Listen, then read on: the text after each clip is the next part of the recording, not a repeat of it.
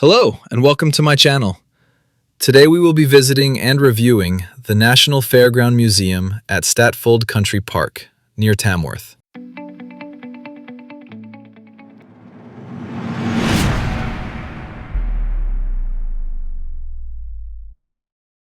Located on Ashby Road near Tamworth along the B5493, Statfold Country Park is easy to find. Just follow the signs and look for the distinctive red Cadbury locomotive at the entrance.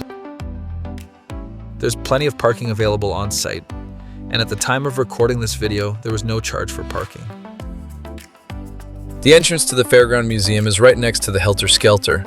However, according to the museum's website, the Helter Skelter is no longer there, and they'll be sharing an update about it in 2026.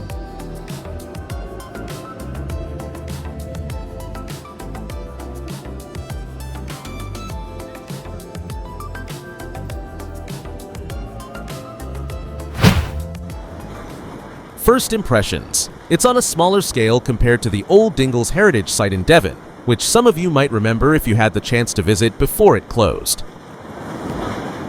The Whip, one of my personal favorites, isn't on display here at Statfold, along with several other rides, including some of the smaller kids' attractions and a number of the static displays.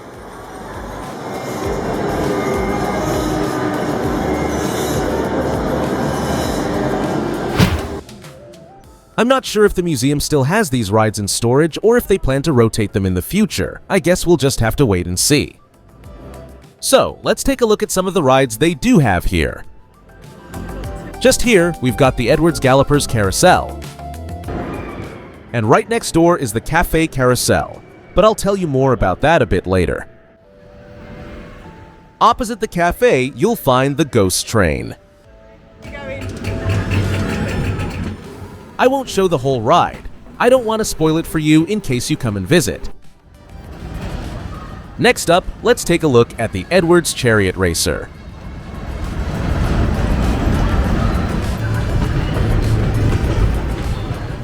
Okay, that was fun! While we walk over to the next area to check out some of the vintage arcade machines, I just want to take a moment to talk about the cafe.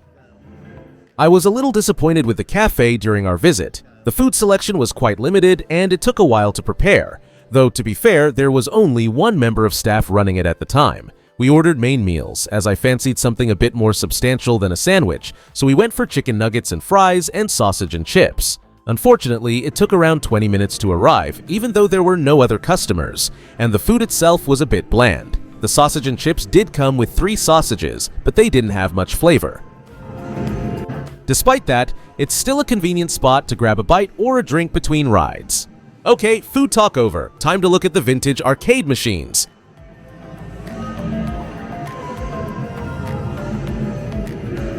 There's a small selection of arcade machines here, and it does seem to have been scaled back a bit. A few of the machines weren't working properly or had coins jammed in the slots.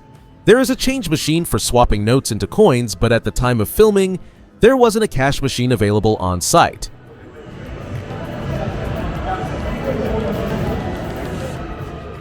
Some of the arcade machines looked quite modern, but there were a few vintage ones mixed in, like this classic horse racing game.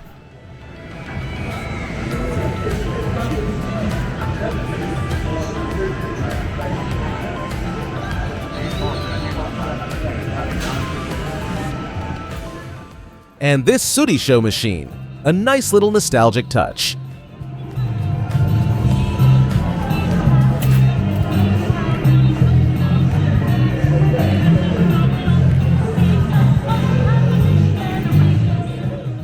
There are also a few classic carnival games here, like the shooting range, plate smashing, and even a small house of mirrors.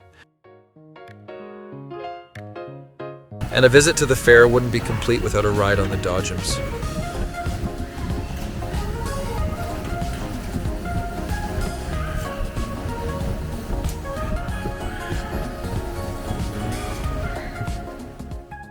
So, while we're waiting to have a go on the museum's main attraction, the last complete, surviving, and fully operational Shaw's Moon Rocket. Here's a quick summary. There's plenty of free parking, but the museum itself is on a smaller scale compared to the Old Dingles site in Devon, and it doesn't quite have the same atmosphere. There's no cash machine on site, and the cafe could definitely be improved. That said, it's still worth a visit, especially if you love classic fairground rides and vintage attractions. But if you've been to their old site before, you might find this one a little underwhelming. Overall, I'm giving the National Fairground Museum 4 stars.